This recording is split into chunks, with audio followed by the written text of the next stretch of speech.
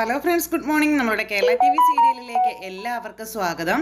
അങ്ങനത്തെ നമ്മുടെ സുമിത്ര രണ്ടും കൽപ്പിച്ച് സച്ചിൻ്റെ വീട്ടിലേക്ക് എത്തിയിരിക്കുകയാണ്. സ്വന്തം മകൾ അമ്മയാകാതിരിക്കാൻ വേണ്ടി മകളെ കൊണ്ട് ഗുളികകൾ ഇങ്ങനെ നിർബന്ധിച്ച് കഴിപ്പിക്കുന്ന ആ ഒരു സത്യം അറിഞ്ഞ് നമ്മുടെ സുമിത്ര ചെന്ന് കഴിഞ്ഞപ്പോഴേക്കും അവൻ്റെ തനി സ്വഭാവം പുറത്തു വന്നു. സച്ചിൻ ആരാണെന്നുള്ള ആ നഗ്ന സത്യം നമ്മുടെ സുമിത്ര തിരിച്ചറിഞ്ഞപ്പോൾ സുമിത്രയിൽ ഉണ്ടായിരുന്ന ആ പഴയ ശക്തി സടകുടഞ്ഞെഴുന്നേറ്റു എന്ന് തന്നെ പറയാം. സുമിത്ര അവൻ്റെ അരികിൽ ചെന്ന് അവൻ എന്താണെന്നും അവൻ്റെ സ്വഭാവം എന്താണെന്നും എന്താണ് അവൻ്റെ ഉദ്ദേശമെന്നും തനിക്ക് മനസ്സിലായി എന്ന് സച്ചിൻ്റെ മുഖത്ത് നോക്കി പറയുമ്പം, നിങ്ങളിവിടെ നിന്ന് ഇറങ്ങി പോകുന്നുണ്ടോ? നിങ്ങളെ കാണുന്നത് പോലും എനിക്ക് ഇഷ്ടമല്ല, നിങ്ങളെ കാണുന്നത് എനിക്ക് അറപ്പാണ് എന്നൊക്കെ പറഞ്ഞ് ഭയങ്കര ഡയലോഗും കാര്യങ്ങളും. നിനക്കെന്നെ കാണുന്നത് അറപ്പായിട്ടല്ല, മറിച്ച് പേടിയായിട്ടാണ്. മകളെ സ്നേഹിക്കുന്ന ഒരു അമ്മയാണെന്നും അവളെ കെയർ ചെയ്യുന്ന ഒരു അമ്മയാണ്, അവൾക്കൊരാപത്തും വരാൻ ഞാൻ സമ്മതിക്കില്ല എന്നും നിനക്ക് വ്യക്തമായി അറിയാവുന്നത് കൊണ്ടാണ് നീ ഈ രീതിയിൽ സംസാരിക്കുന്നത് എന്ന് എനിക്ക് നന്നായിട്ട് അറിയാം എന്നും പറഞ്ഞുകൊണ്ട് ഇങ്ങനെ നമ്മുടെ സുമിത്ര പറഞ്ഞേ. അപ്പോൾ സുമിത്ര പറയുന്നതെല്ലാം കേട്ട് നിന്നിട്ട്, ദയവ് ചെയ്ത് ഞങ്ങളെ ഉപദ്രവിക്കാതെ ഇവിടെ നിന്ന് ഇറങ്ങിപ്പോകുമോ?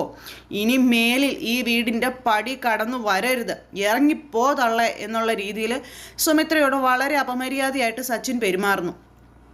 നീ എന്തൊക്കെ കാണിച്ചാലും എന്തൊക്കെ പറഞ്ഞാലും സത്യം ഒരു നാൾ പുറത്തു വരും സച്ചിൻ, അതിന് യാതൊരു സംശയവുമില്ല.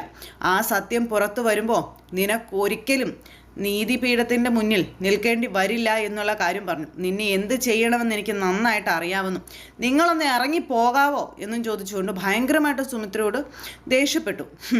ഞാൻ എൻ്റെ മോളെ കാണും, എൻ്റെ മോളൊന്ന് വന്നോട്ടെ, ഇന്നല്ലെങ്കിൽ നാളെ എൻ്റെ മോളെ എനിക്ക് കാണാൻ പറ്റുമല്ലോ.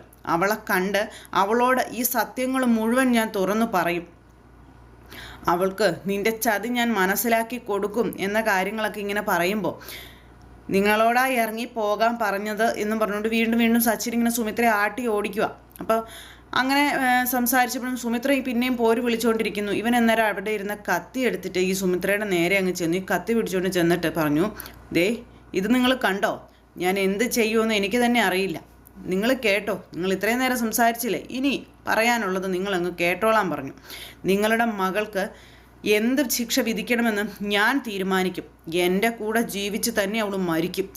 അവൾക്ക് ഈ ജന്മം അമ്മയാകാനുള്ള ഭാഗ്യം ഉണ്ടാവില്ല.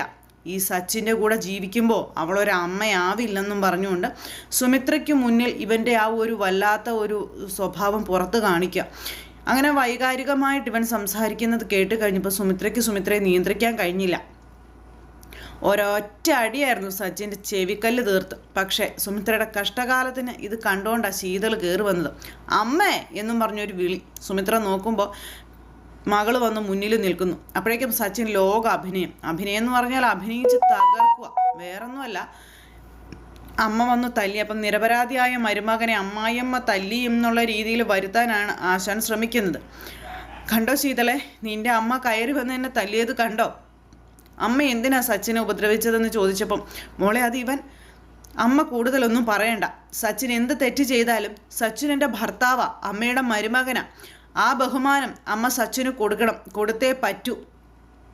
നിൻ്റെ അമ്മയ്ക്ക് എന്നെ ഭയങ്കര സംശയമാണ്, ഞാൻ എന്തൊക്കെയോ വലിയ ക്രൂരത ചെയ്യുന്നു എന്നൊക്കെയാണ് നിൻ്റെ അമ്മ പറയുന്നത്, ഞാൻ നിന്നെ ചതിക്കുകയാണെന്നൊക്കെയാണ് പറയുന്നതെന്ന് പറഞ്ഞപ്പം, ദയവ് ചെയ്ത് എന്നെയും സച്ചിനെയും അമ്മ ജീവിക്കാൻ അനുവദിക്കുക.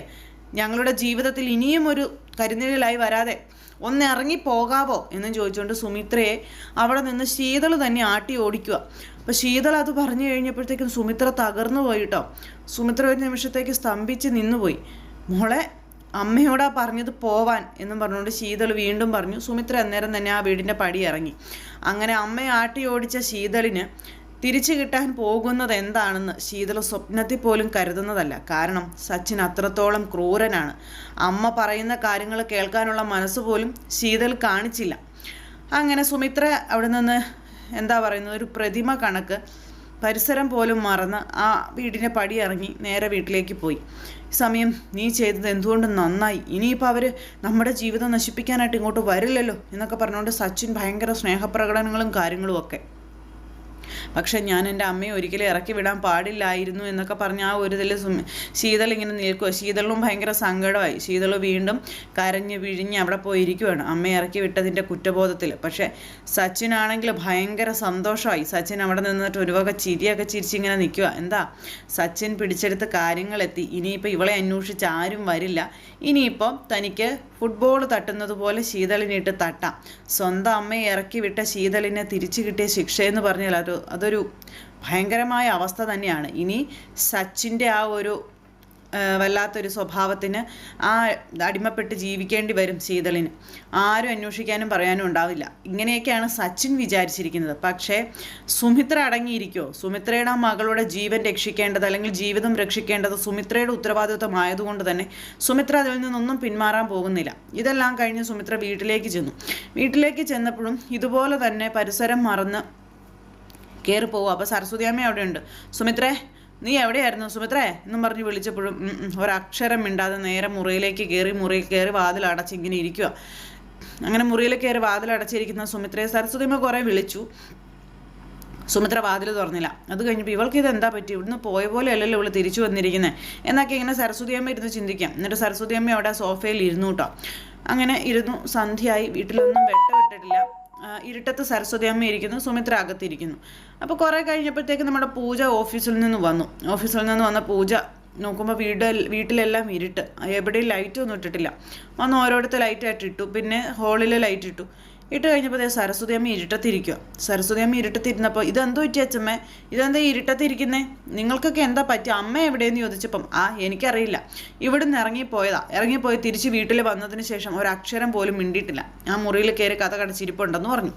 മുറിയിൽ കയറി കഥ കടച്ചിരിക്കേ, അമ്മയ്ക്ക് എന്താ പറ്റിയേ, അതല്ലേ പറഞ്ഞത് അറിയില്ലെന്ന്. അപ്പോഴേക്കും പൂജ ചെന്ന് വാതിലേൽ കൊട്ടി. അമ്മയൊന്ന് വാതിൽ തുറക്കുക, അമ്മേ എന്നും പറഞ്ഞ് വിളിച്ചു. അമ്മ ഞാൻ പൂജയാ, അമ്മ വാതിൽ തുറക്കുക അമ്മയെന്നും പറഞ്ഞിട്ട് കുറേ തട്ടി. ആദ്യമൊന്നും സുമിത്ര വാതിൽ തുറന്നില്ല. പിന്നെ കുറേ തട്ടി കഴിഞ്ഞപ്പോഴത്തേക്കും സുമിത്ര പതുക്കെ വാതിൽ തുറന്നു. അപ്പോഴേക്കും സുമിത്ര മറ്റൊരാളായിട്ടായിരിക്കുന്നത്. സുമിത്രയുടെ മുഖമൊക്കെ വല്ലാതായി, കരഞ്ഞ് തളർന്ന് ഭയങ്കരമായിട്ടുള്ളൊരിതിൽ. അപ്പോൾ ഈ ഒരു അമ്മയെ കണ്ടപ്പോൾ നമ്മുടെ ശീതളിനാകെ വിഷമമായി.